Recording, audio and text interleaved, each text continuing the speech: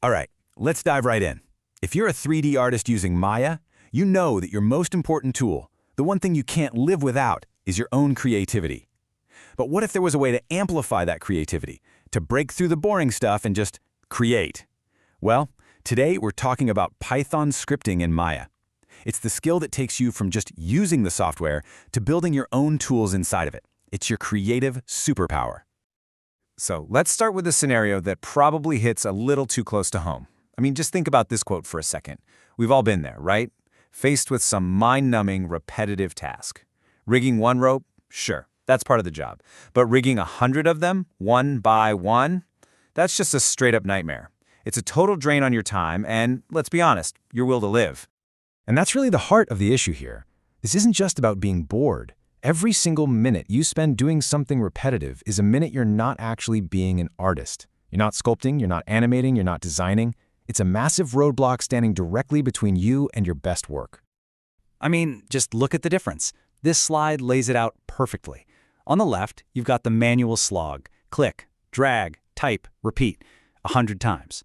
On the right, you run one script, and it's just done. It's not even a fair fight. The difference is absolutely night and day. So, how do we get from the left side to the right side? This is where Python comes into play. It is, hands down, the ultimate solution to this whole repetitive task problem. And I want you to think of it less like coding and more like, well, like getting an actual superpower. It's the ability to make the boring stuff disappear so you can focus on making cool stuff. And listen, this isn't just a feeling or a nice idea. The numbers actually back this up. A study showed that using scripting can cut your editing time in half. Artists said they saved, on average, about 30% of their time and saw their productivity jump by 40%. Those are some serious, real-world results. Okay, so we've covered the why. It saves time, boosts creativity, we get it. But now for the how. I know for a lot of artists, the idea of writing code inside Maya sounds, terrifying. You might be thinking, where do I even start? Do I have to go learn a whole new language? Well, let's clear up one of the biggest misconceptions right now. This is probably the #1 question people have. Is this some kind of weird, special Maya Python that only works inside Maya? Is it different from the Python that other people use? The short answer? Nope, not at all. I absolutely love this analogy I found online because it just nails it. Think about it. Python is a language, just like English is a language. But if you walk into a physics class, you're going to hear a bunch of physics-specific words, right? It's the same thing here. You're not learning a new language. You're just learning the specific vocabulary that Maya understands, the library of Maya commands. And believe it or not, getting started is this simple. Seriously. You just open the script editor, you tell it you want to use the Maya commands library, we give it a nickname, MC, to make it short, and then you just tell it what to do. In this case, mc.polysphere, double-click O, you hit run, and bam, a sphere appears in your scene. That's it. You just wrote your first script. Now, making a sphere with code is cool, for sure. But that's just step one. It's like the first rung on a very, very tall ladder. Scripting isn't just one thing. It's a skill that grows, from these little one-off scripts all the way to creating brand new tools for Maya. So at level 1, you're basically putting out fires. You're writing these simple little helper scripts to solve an immediate problem, like renaming 100 objects at once or applying the same material to a bunch of different selections. It's all about fixing those annoying little things right in front of you. Then you get to level 2, and this is where it starts to get really fun.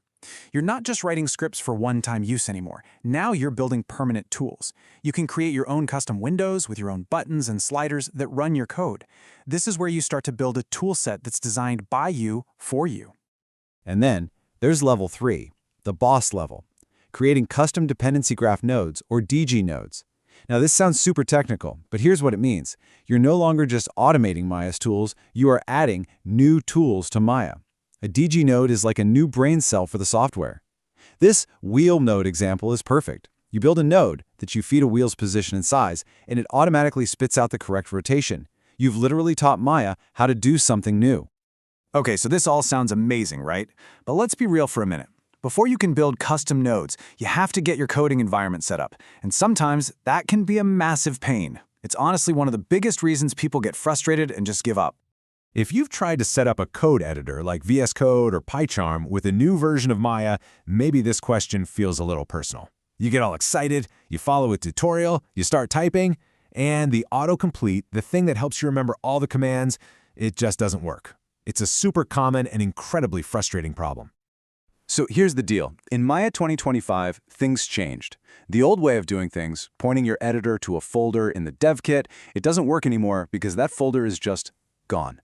The new way, the solution the community figured out, is to install something called stub files. They're basically a cheat sheet that describes all of Maya's commands to your code editor, and just like that, it brings your autocomplete back to life.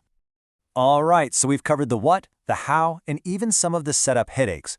But let's just zoom back out for a second and talk about the big picture. Beyond just saving a few clicks, why does learning this skill really matter for your career?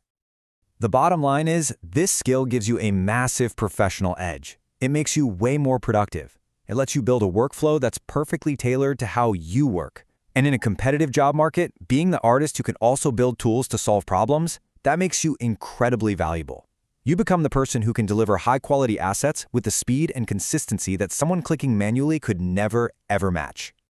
So in the end, it's not really just about saving time. It's about a fundamental change in how you approach your work. You stop being just a person who uses the software and become someone who shapes it. It makes you a more powerful, a more creative, and frankly, a much more hireable artist.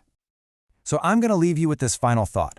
The very next time you run into one of those soul-crushing, repetitive tasks, you have a choice. You can look at it as an hour of boring, tedious clicks you just have to suffer through. Or you can look at it as an opportunity, the perfect excuse to write the first line of your next awesome script. The choice is yours.